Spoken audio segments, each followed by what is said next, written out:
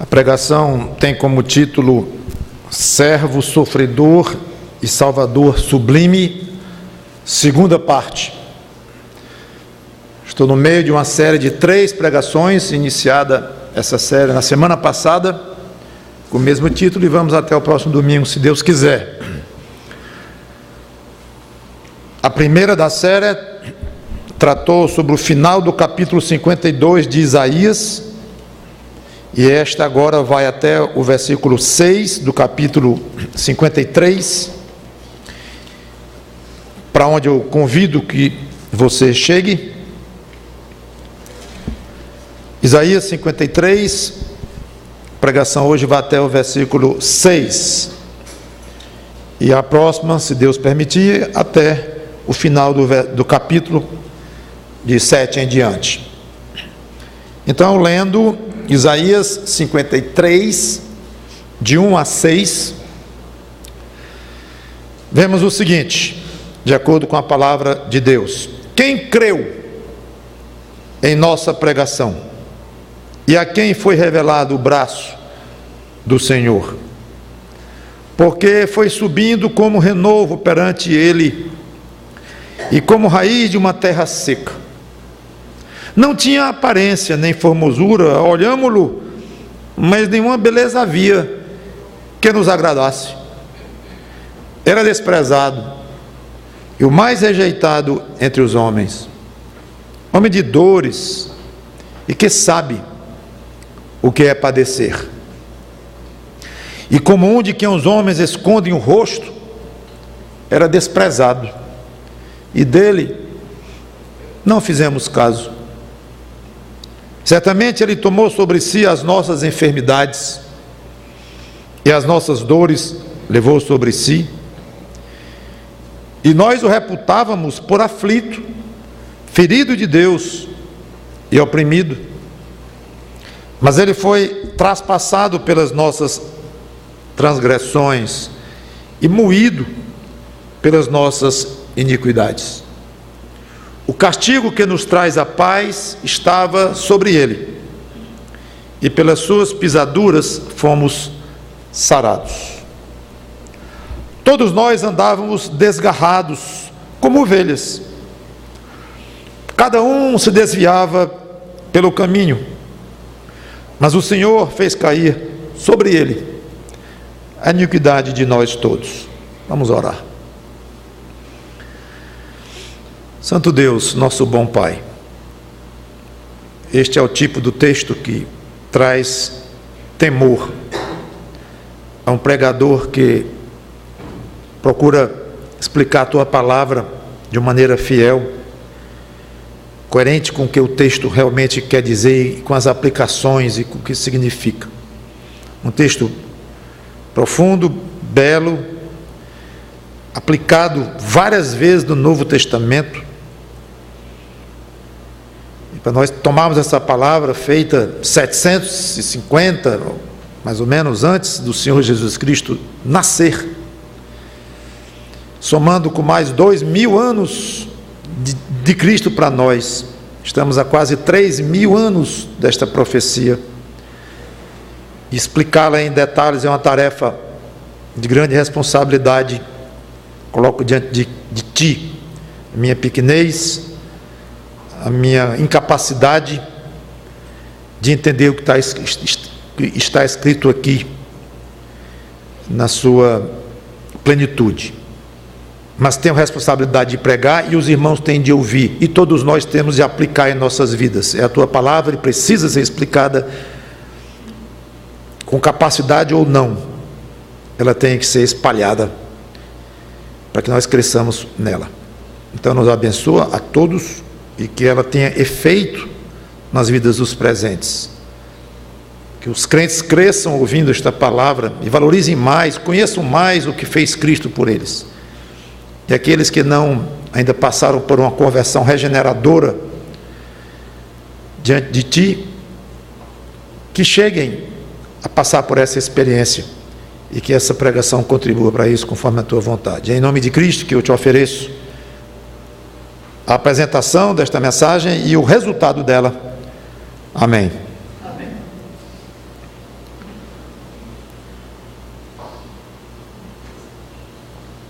falei no final da mensagem passada que este texto de Isaías 53 é um dos que melhor explicam o propósito da primeira vinda de Cristo.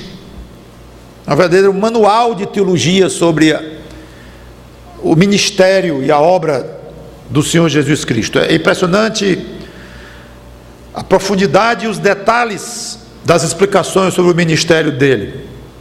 E agora, depois do final do capítulo 52, Isaías entra em mais pormenores quanto ao que haveria de acontecer com o Messias, ele olhando muito para frente, e agora nós olhando muito para trás.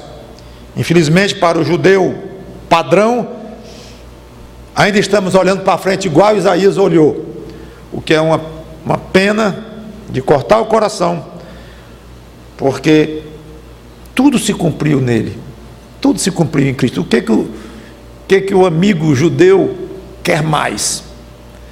Não vai ter mais, porque o Messias deles veio mesmo. Então vamos nos deleitar vendo uma passagem que seria futura e que para nós é passado. Então nós temos o privilégio de saber, através de 4 evangelhos e muitos outros livros do Novo Testamento, o privilégio de ver à luz de grande material que compõe o Novo Testamento,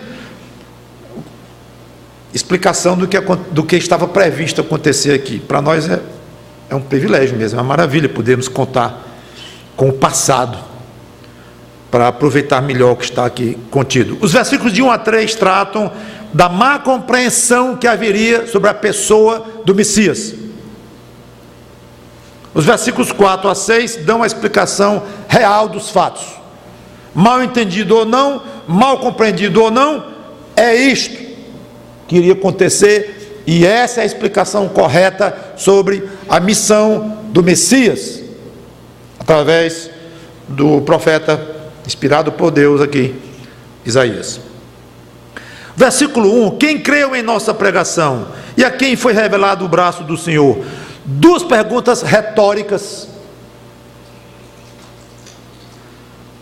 que parece ter sido o próprio Isaías que fez. Os estudiosos ficam debatendo quem fez esta pergunta, mas não creio ser de grande importância, e pelo lado mais simples de examinar isso, eu acho que o próprio Isaías representando todos que iriam falar do Messias.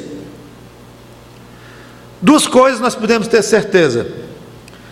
Primeira, o objeto da pregação era o Messias. Independente de quem fez a pergunta, alguns dizem que foi o próprio Messias que falou aqui através de Isaías, mas como eu falei, quem fez a pergunta não creio que seja o foco da questão, mas essa pergunta falava de quem? Aí sim, esse é o foco. João capítulo 12, versículos 37 e 38, o evangelista deixa claro a quem se referia Isaías. João 12, 37 e 38, falando do ministério de Jesus de Nazaré, que o Novo Testamento insiste que era o Messias, e que os discípulos cristãos creem piedosamente, fortemente, a ponto de dar a própria vida, muitos deles, defendendo que Jesus de Nazaré era o Messias. João aqui diz: e embora tivesse feito tantos sinais na sua presença, não creram nele. O que João está dizendo é um absurdo, é impressionante. Ele fez tantos milagres, ele mostrou tanto poder, e não creram nele. Como é que pode, João? Eu explico.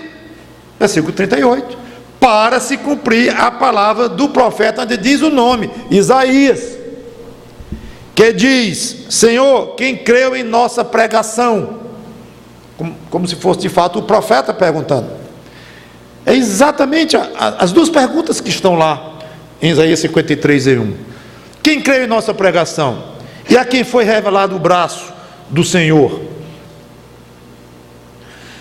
Nossa pregação, pregação de quem?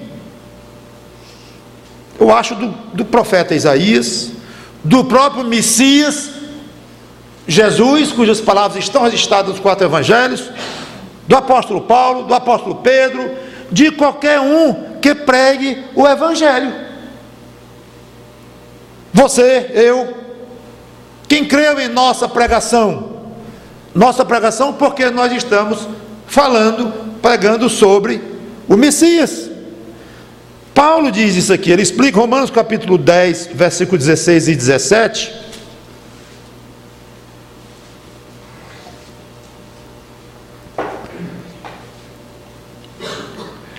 Romanos 10, 16 e 17. Mas nem todos obedeceram ao evangelho, pois Isaías diz, de novo, citando esta passagem: Senhor, quem acreditou na nossa pregação? Paulo aqui se incluía, eu estou incluído aqui como pregador desta pergunta, pregador incluído nesta pergunta. Nós pregamos o evangelho, pregamos, mas nem todos obedecem. O que é que está acontecendo? João respondeu: Jesus fez muitos sinais, este homem aqui, muitos sinais, é óbvio que ele é o Messias, mas muitos não creram. Como é que pode? Porque estava predito por Isaías. Aí vem Paulo e prega, puxa, mas nem todos se convertem, aliás, a maioria não se converte. O que é que está acontecendo?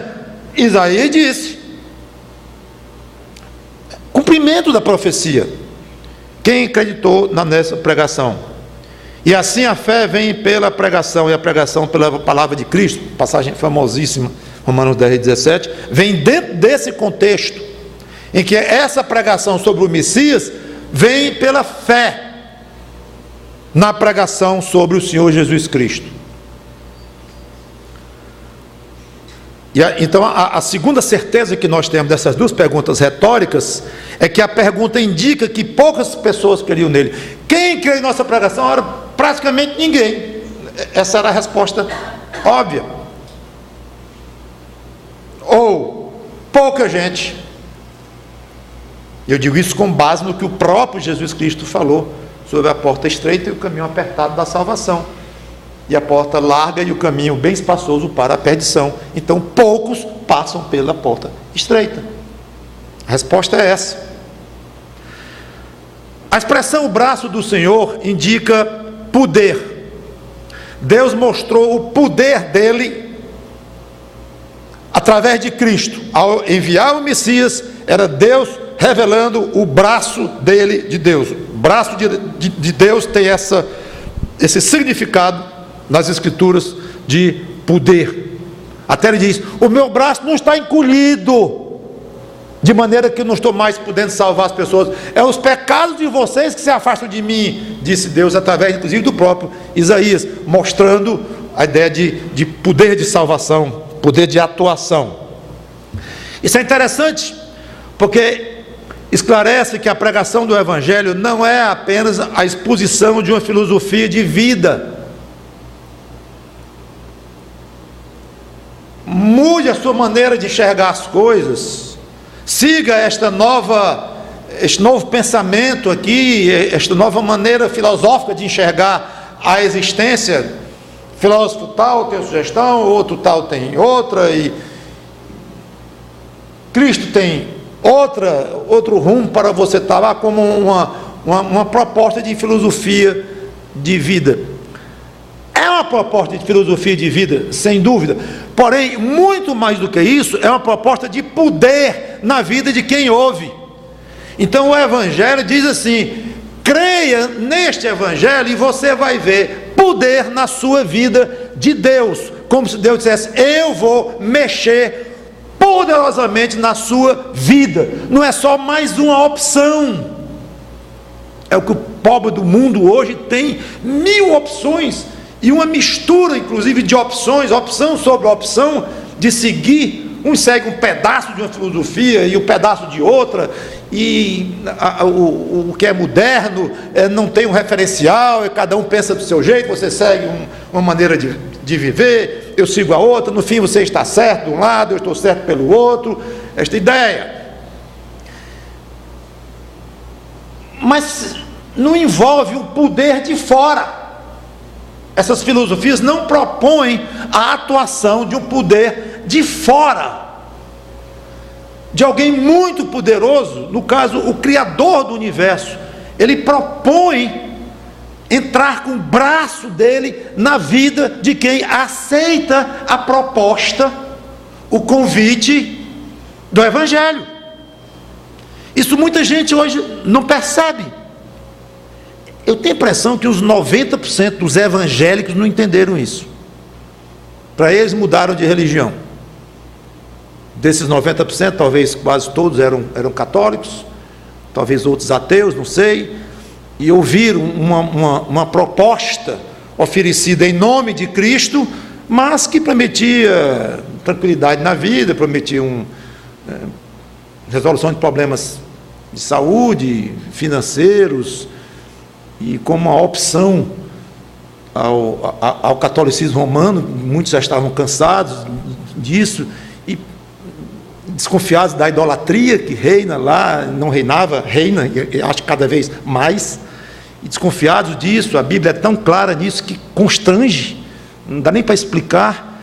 Então muitos passaram para seitas evangélicas como uma opção a um cristianismo romano, acostumados que estavam desde novos, mas sem poder, e já cansados disto, e até por uma novidade, mesmo em termos de novidade por um lado, e o desespero pelo outro, pelos problemas que a vida traz, então quando vem alguém oferecendo algo novo, não tão novo a ponto de desviar de Cristo. Cristo está envolvido aqui, é Cristo, é cristão isso aqui, sem idolatria nenhuma, só Cristo.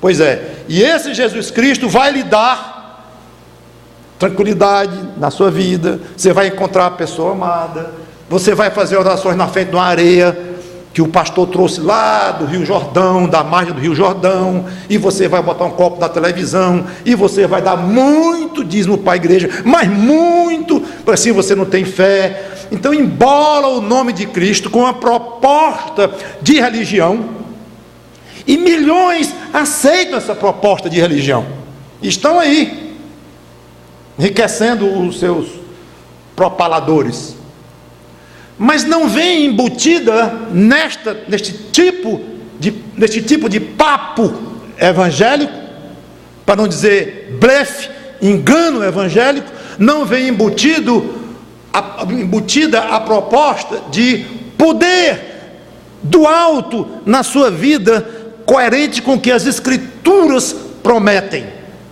Um poder, primeiro, de escapar das garras do diabo, arrancados que foram pela mão do próprio Deus, que arrancou do império das trevas os discípulos de Cristo e transportaram-nos para o reino do Filho do próprio Deus. Então, um poder na vida, poder de pecar menos, um poder de resistir mais às tentações, um poder mais de testemunhar de Cristo nesta vida. Sim, e que mais, pastor? Está faltando algo. Um poder de ter menos medo da morte. Está faltando algo, pastor, está esquecendo. De quê, meu irmão? O poder de comprar mais coisa. Não está incluído no Evangelho essa proposta de poder para comprar mais coisa.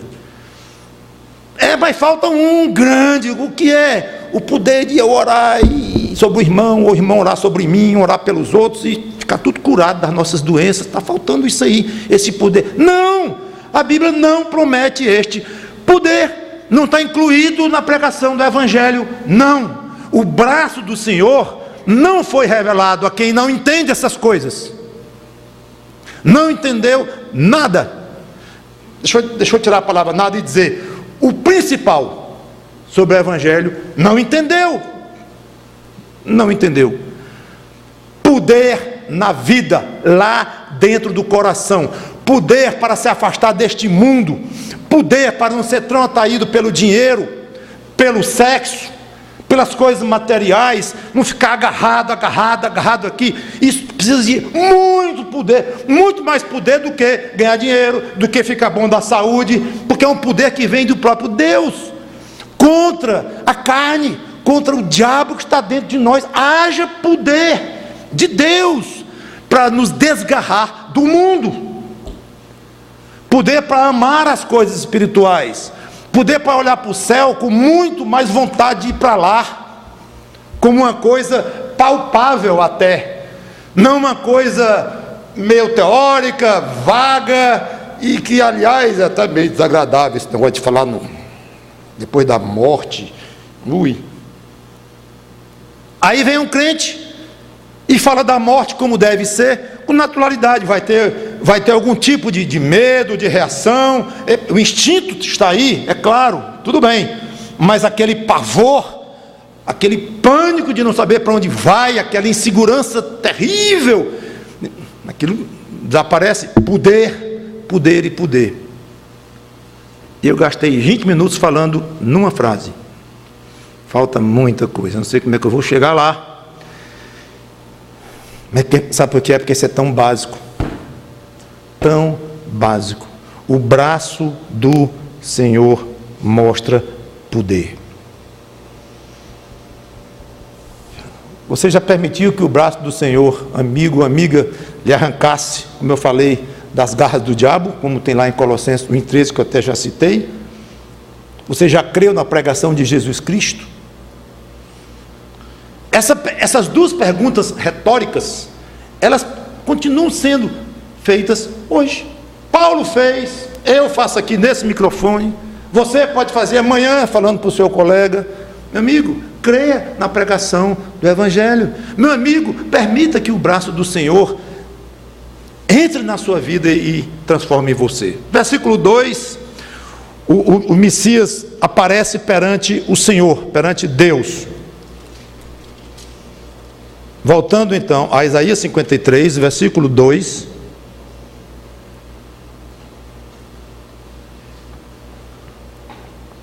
Porque foi subindo como renovo perante ele e como raiz de uma terra seca. Não tinha aparência nem formosura. Olhámo-lo, mas nenhuma beleza havia que nos agradasse. Renovo é um ramo novinho, tenro, que nasce de um tronco que foi cortado, e dali nasce então aquele raminho bem frágil e que pode desaparecer com qualquer coisa. Um inseto vem, come, uma chuva mais forte quebra, e qualquer coisa pode desaparecer. É frágilzinho, e ele vem bem lentamente, quase do nada, ali daquele tronco que foi cortado, ele vem e vai nascendo, e vai crescendo. É essa a imagem. Lembra Isaías, o próprio Isaías, capítulo 11, versículo 1, passagem que todos nós conhecemos, que diz, Isaías 11, 1, do tronco de Jessé sairá um rebento, e de suas raízes um renovo. Ele está falando exatamente isto, que o Messias viria da geração, da descendência de Davi, que veio de Jessé. Jessé é pai de Davi. Aí diz, como raiz de uma terra seca, mesma ideia de fragilidade e de provável permanência temporária e de alta probabilidade de, pelo estado externo, é uma coisa tão frágilzinha que pode desaparecer e não tem muito valor. Uma raiz de uma terra seca, como é que ela vai se fortificar? Cadê a água para ela poder sugar e produzir a sua seiva e alimentar a árvore e tal? Uma terra seca vai matar a pobre dessa raiz, não tem futuro. Raiz de uma terra seca é uma coisa sem futuro, sem valor.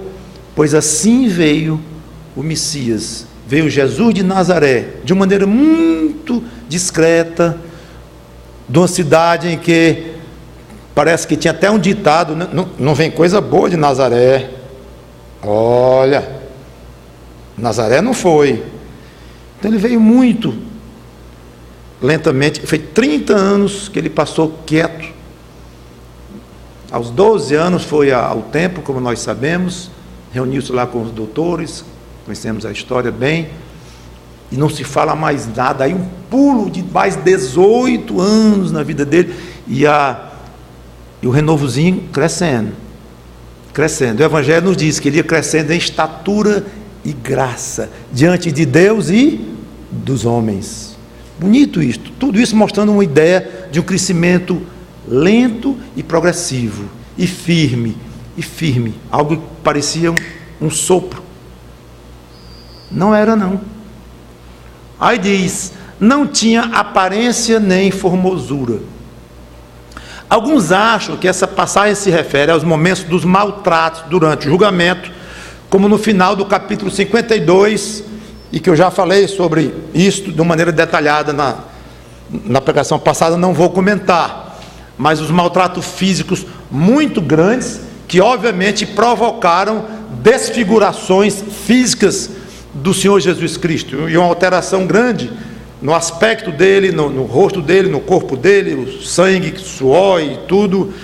E então alguns acham que se refere àqueles momentos. Outros acham, e eu tenho a tendência de concordar, não podemos provar, mas não, isso aqui se refere à maneira normal dele.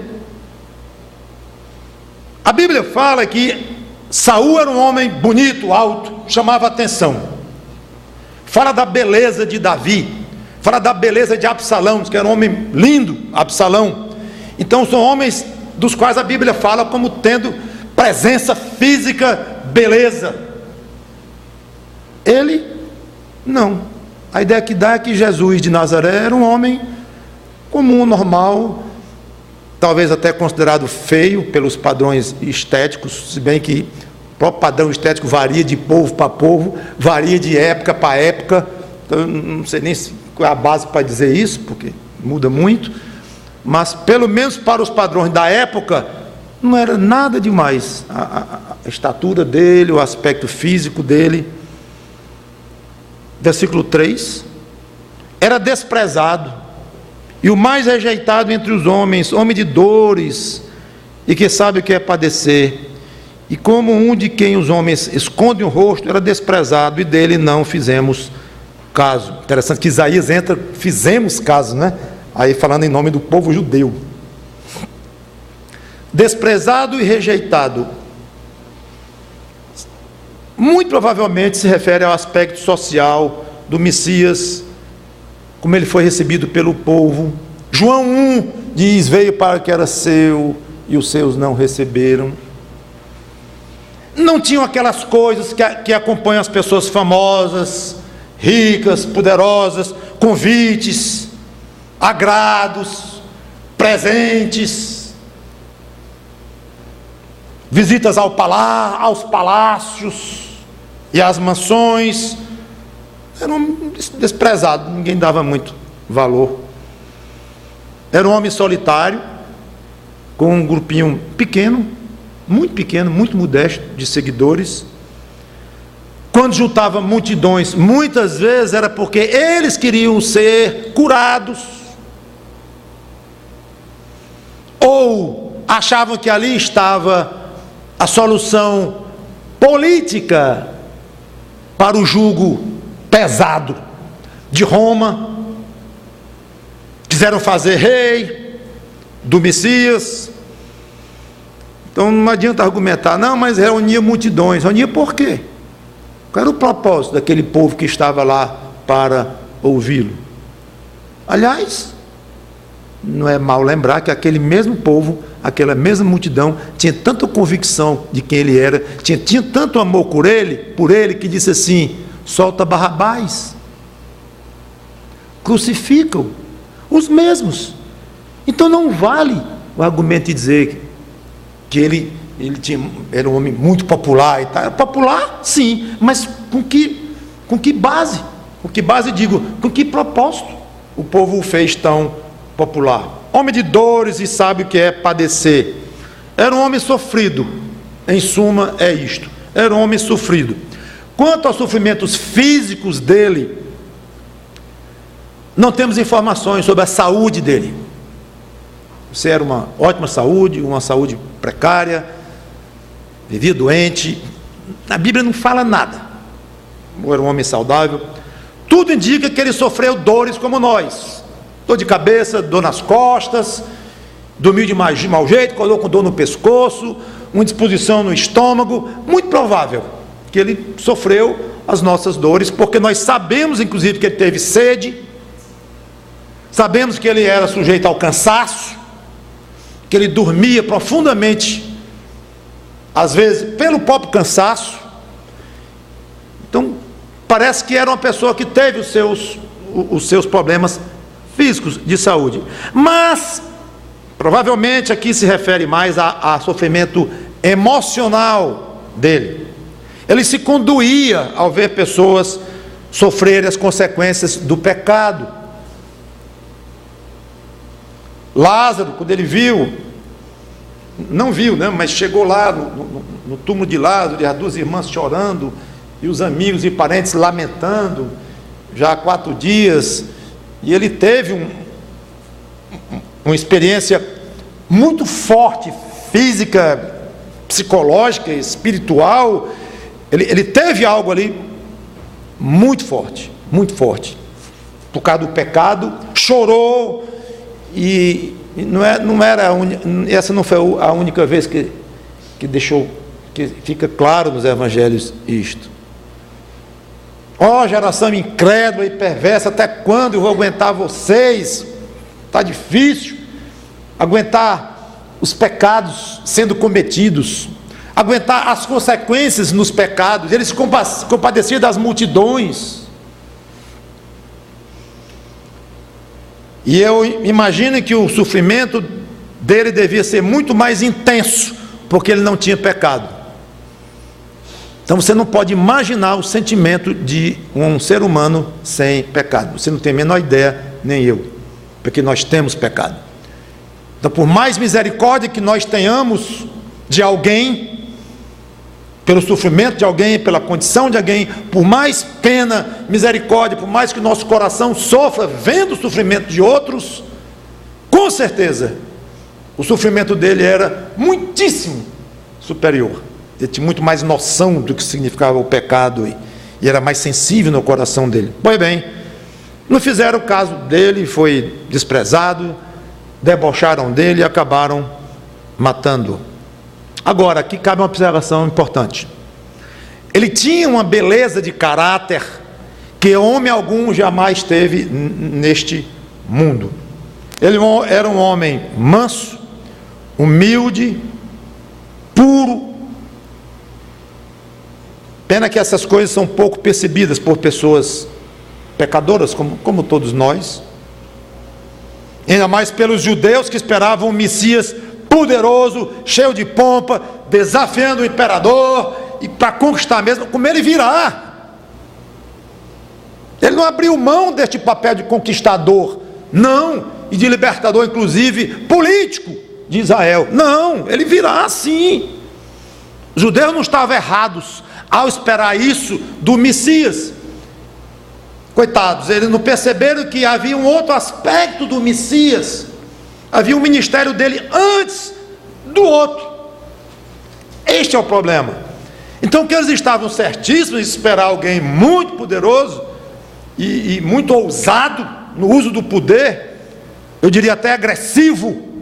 Estavam certos, e Cristo virá agressivamente. Basta ler Apocalipse. Bom, ele não veio assim, então esse aí, coitado, de Messias não tem nada. É o que eles pensavam. Messias? Não, esse não. Tem nada a ver. E na cabeça deles era assim mesmo. Estavam sendo, muitos deles, sinceros. Agora, eles reconheciam em Cristo um tipo de uma autoridade moral diferente. Os evangelhos registram isso, que ele falava como quem tem autoridade, mas não levaram isso muito adiante, não. Olhavam, observavam, alguns se convertiam a ele, sim, mas a maioria não achava impressionante, a ponto de estar registrado lá, mas não levou a muita coisa e não descaracterizou o fato dele ser desprezado, deixado de lado. Agora nós pulamos 2.700, 2.800 anos de Isaías e olhamos ao redor e vemos que a maioria continua não fazendo caso do Messias de Israel, do sublime Salvador de todo aquele que nele crê, o Senhor Jesus Cristo. Mesma situação, não estão mais em Israel, estamos agora no Brasil, um país que nem existia na época, outro povo aqui, tudo. E pelo mundo inteiro é a mesma coisa, não fazem caso. Mas pastor, só incoerência, o cristianismo é a religião número 1 do mundo, com 1 bilhão e 300 milhões ou mais essas alturas, certamente. Não é não. O cristianismo não tem 1 bilhão e tantos milhões de pessoas, não. Quantos tem? Não sou eu que vou dizer, essa conta não é minha. Mas se você chamar de cristianismo pessoas convertidas ao Senhor Jesus Cristo, esse número é muito, muito, muito menor. 200 milhões, 100 milhões, 300 milhões, eu não sei. Eu sei o seguinte, que o mundo tem 7 bilhões de pessoas. E é raro o lugar onde não foi pregado o Evangelho. Ainda existem lugares assim, cada vez menos, mas é raro. Então, o que estão fazendo? Os 6 bilhões e não sei quantas centenas de milhões com Cristo? Ora, desprezando. Esse desprezar, não aceitá-lo pelo que ele disse que é. Não é dizer eu gosto de Jesus. Eu reconheço que Jesus é uma pessoa muito boa. Eu creio que Jesus veio a este mundo. Eu creio na ressurreição dele. Eu creio até que ele é Deus. Sim, os demônios também creem e tremem. Ora, grande coisa. Então, não desprezar Jesus, deixa eu dizer de outra forma, desprezar Jesus não é falar mal dele, não, e blasfemar abertamente contra ele, não. Nem os muçulmanos fazem isto. Dizem que ele foi um profeta, homem bom. Não estão à primeira vista não estão desprezando, mas o desprezar bíblico não é isto. O desprezar bíblico pode acontecer e acontece com muitos que se chamam cristãos, que se chamam evangélicos, que fazem parte até de igrejas boas, como esta, mas não são convertidos, não chegaram e fizeram o que Deus disse: este é o meu filho amado em quem me comprazo, a ele ouvi. Ou seja, façam o que ele diz, e ele diz: vinde a mim todos os que estáis sobrecarregados, eu vos aliviarei. Vocês creem nas Escrituras, mas não vêm a mim para terem vida. Isso é o que ele diz.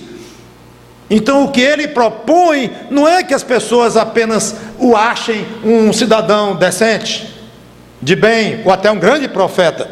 Isso não é nada, isso é o mínimo, comparado com o que significa de fato não desprezar Jesus Cristo, que é abrir o seu coração e passar a ser dependente dele e obediente. Oh, palavra difícil de entenderem. Obediência. Não obedecem, muitos não obedecem ao Senhor Jesus Cristo em coisas que ele claramente expressou a sua vontade.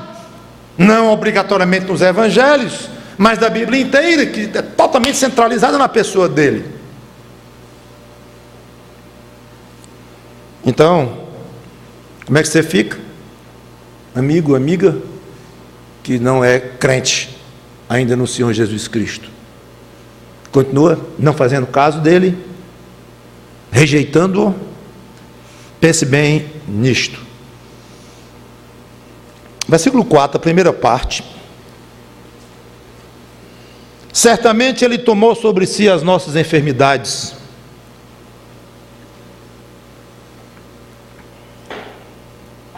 e as nossas dores levou sobre si, e nós o reputávamos por aflito, ferido de Deus e oprimido. Mateus explica claramente essa profecia. Mateus 8:17. Novamente, Mais um autor de livro do Novo Testamento citando esta passagem, esclarecendo-a para nós. Mateus 8:17.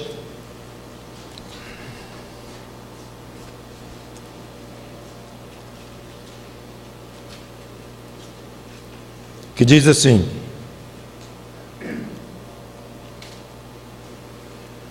vou ler o 16. Chegada a tarde, trouxeram-lhe muitos endemoniados, e ele meramente com a palavra expeliu os espíritos e curou todos que estavam doentes, para que se cumprisse o que fora dito por intermédio do profeta Isaías. De novo, apóstolo João, apóstolo Paulo, agora Mateus, citando literalmente o nome de Isaías e a profecia dele. Ele mesmo tomou as nossas enfermidades e carregou com as nossas doenças. É mais ou menos como se ele tivesse chamado para si o problema das doenças, deixando os enfermos livres, na época em que ele fez isto. Antes de considerar alguns aspectos positivos, deixe-me ver o que não significa isto. Não significa absolutamente que ele livrou todos os crentes de doenças, conforme pensam alguns, muito menos as pessoas todas, claro, mas alguns acham, não, ele livrou os discípulos de Cristo, dele. Então, o discípulo de Cristo, quem der doente, é porque não tem fé, ou não tem fé suficiente. Uma vez eu vi um crente, ou um evangélico, sei lá, carismático, dizendo que o senhor fulano de tal vai ficar bom de um câncer que ele tinha, amigo do meu pai inclusive, e esse cidadão ficou muito satisfeito com essa profecia feita sobre ele, que ele ia ficar bom do câncer terminal. Com poucas semanas o homem estava morto.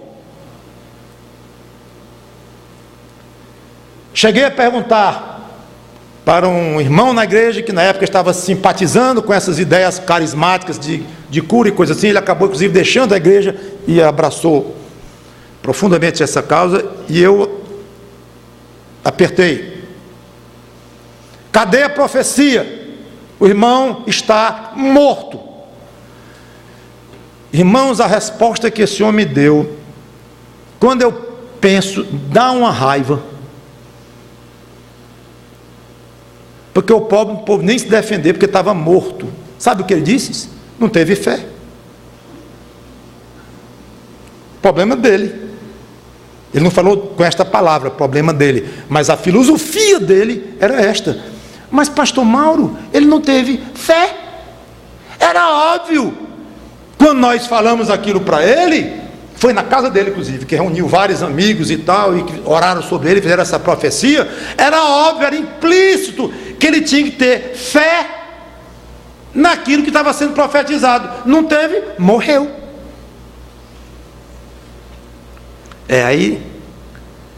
Aí fica difícil. O problema é que eles gostam de usar passagens como essa. Ele está vendo?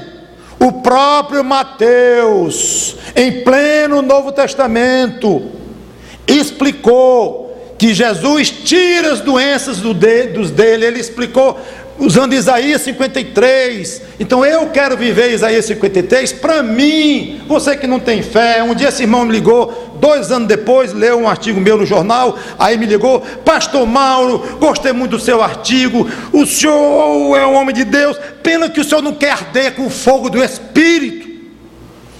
Eu digo: irmão, eu acho que eu tenho o Espírito Santo. Pegar fogo eu não quero mesmo não, mas a minha maneira de ser fiel a Deus é de uma forma diferente, sei lá, tentar ser fiel a Deus de uma forma diferente e tudo, porque muitos irmãos estão convencidos de que a profecia de Isaías é para ser cumprida literalmente para ele que está doente. Isaías disse, aí vem Mateus e arremata. Então eu não quero para mim. Não pode nem dizer que é Velho Testamento, é Novo, se bem que os evangelhos pertencem ao Velho Testamento. O Novo Testamento começou em Atos, na realidade, em termos de época da igreja cristã, do plano de Deus, Israel, igreja. A igreja começou em Atos. Depois que Cristo voltou aos céus, era uma coisa futura. Então, tecnicamente, os evangelhos pertencem ao Velho Testamento. Agora, a gente não coloca assim, por quê? Porque, obviamente, era uma transição, em que o próprio Messias estava na terra, o próprio Salvador do mundo estava na terra. Então, é um misto. Estava chegando aqui, então, a fase nova, a época nova, da nova aliança, no sangue dele, no Calvário. Mas, seja como for, não pensem que ele prometeu que ele ia livrar todos os seus discípulos das doenças. Não há aqui um aspecto de uma substituição no sofrimento terreno, como se ele tivesse sofrido para que os crentes não sofressem aqui mais na terra. Gente, ele disse: quem quer vir após mim, a si mesmo se negue, tome a sua cruz e siga-me. Como é que eu vou achar que ele prometeu cura a todo mundo com base em Isaías 53? Não é.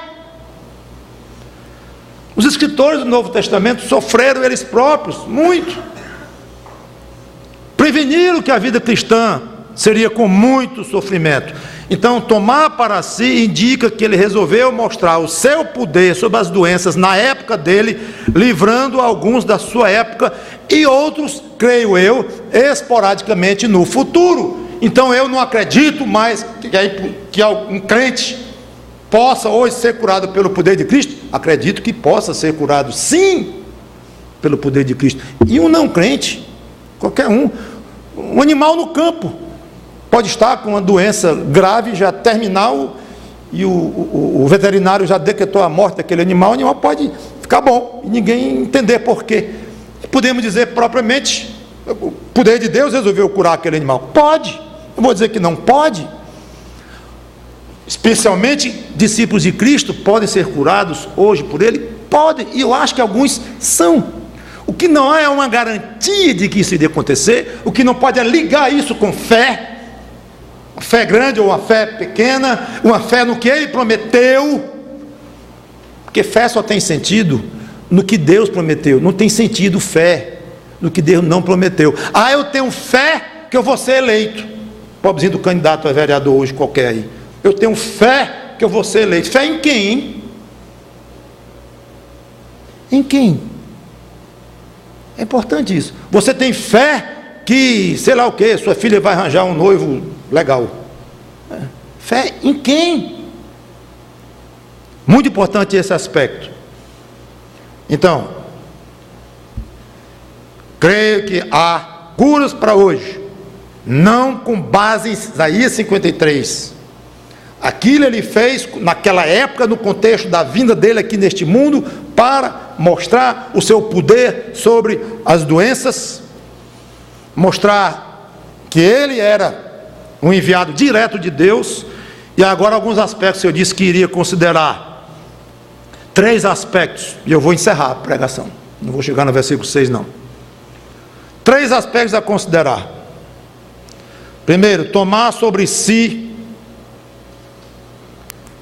ter o aspecto adicional de poder com as doenças e o sofrimento dos outros. Esse tomar sobre si pode ter esse sentido, que eu inclusive já falei há pouco tempo, que ele se identificava com os pecadores. Então, tomar sobre si pode ter o sentido de ele via e sofria com aquilo, é como se fosse sobre ele. Pode ter esse aspecto. E ele de fato tomou sobre si, uma segunda observação que eu quero fazer, o pecado dos homens, que é a causa de todo o sofrimento humano. Qualquer dor que alguém sente, qualquer tristeza, qualquer tipo de sofrimento que alguém tem, qual é a causa? Pecado. E de fato ele tomou sobre si o pecado do mundo. Não no sentido de ter perdoado o pecado do mundo automaticamente quando esteve naquela cruz, Ele morreu por aqueles que vão se converter a Ele, e vão se converter a Ele os que foram eleitos de Deus. Ao mesmo tempo, podemos dizer que a morte dele teve e tem poder para perdoar qualquer pecador que chegue a Ele e se confesse, e peça perdão e se entregue a Ele. Então a morte dele é poderosa para salvar o mundo inteiro, sim, mas ele não vai salvar o mundo inteiro com a morte dele. Ele veio salvar aqueles que o Pai deu para ele. Mas o convite que ele fez não foi só para os que o Pai deu para ele, mas para a humanidade inteira, porque ninguém sabe se faz parte, antes de se converter, faz parte daqueles que o Pai deu para ele. E obviamente tem algo de muito misterioso em cima disto, que ele veio salvar uns, mas convidou todos para virem, e mais, os que não vierem serão culpados, porque não vieram, serão responsabilizados. A justiça de Deus é assim. Se você, na sua grande justiça, na sua justiça pura, belíssima, fundamentada dos mais profundos e ilibados princípios de justiça humana, você com seu coração extremamente puro, perdoador, largo e santo, se você não concorda com essa justiça de Deus,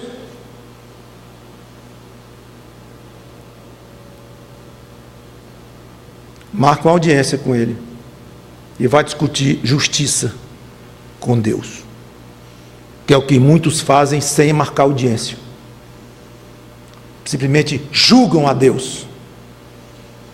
Mas a justiça de Deus é assim. Então, Ele jogou sobre si os pecados dos homens, sim. E terceira e última observação que eu quero fazer: as curas que Ele realizou na primeira vinda não deixam de apontar para o futuro.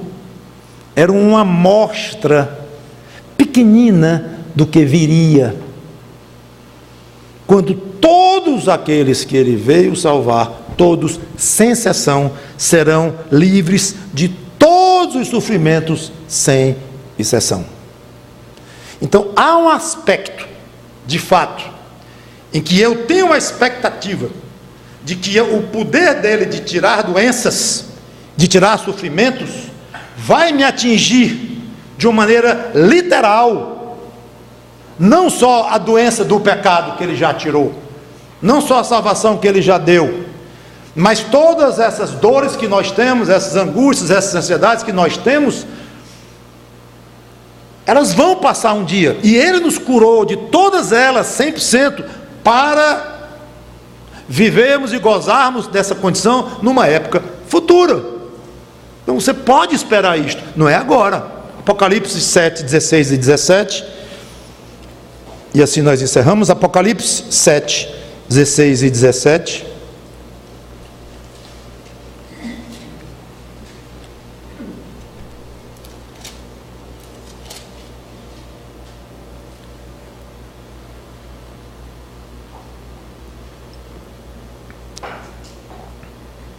Falando dos glorificados, falando daqueles que estarão no céu: jamais terão fome. Aí você pensa nas duas multiplicações de pães e peixes, apontava para isto de uma maneira muito mais larga. Nunca mais terão sede. Quem estava naquele casamento que faltou vinho, não teve sede nenhuma, ele forneceu o vinho da melhor qualidade. Não cairá sobre eles o sol, nem ardor algum, queimadura, incêndio, acabou. Pois o cordeiro que se encontra no meio do trono os apacentará, e os guiará para as fontes da água da vida, e Deus lhes enxugará dos olhos toda lágrima. Então, aquilo que ele fez, Jesus de Nazaré, era uma amostra pequenina do que iria fazer, porque Se ele curou um paralítico que saiu lá pulando de alegria, aquele homem ainda teve suas dores, ainda teve, não sei se dores ligadas ao problema que ele tinha antes, mas teve seus sofrimentos, teve suas tristezas. É claro, um dia morreu, continuou com a vida normal dele. Agora a diferença é que ele havia sido curado de uma doença específica. Um cego, ele deu vista para o cego, mas o cego continuou com outros problemas, talvez até novos. Mas apontando para frente, de tudo, some tudo que ele curou naquela época, todo tipo de doença, todo tipo de fragilidade, como a fome que ele supriu, tudo isso será abundantemente cumprida em você que é salvo em Cristo. Este Messias maravilhoso, do qual os homens não deram valor, não fizeram caso, era desprezado, homem de dores, mas ele vai nos dar isso. E nós temos muito o que dizer sobre o Salmo 53, que Deus nos permita ter mais tempo noutra ocasião, talvez no próximo domingo.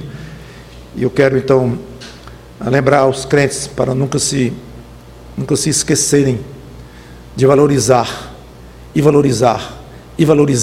Cristo, não só nos seus pensamentos, mas nas suas palavras, ao falar de Cristo para as pessoas, falar de uma maneira diferente, falar de uma maneira que mexa com o outro. Que coisa é esse camarada fala de Cristo com uma vivacidade, com um amor, uma paixão, sei lá, diferente.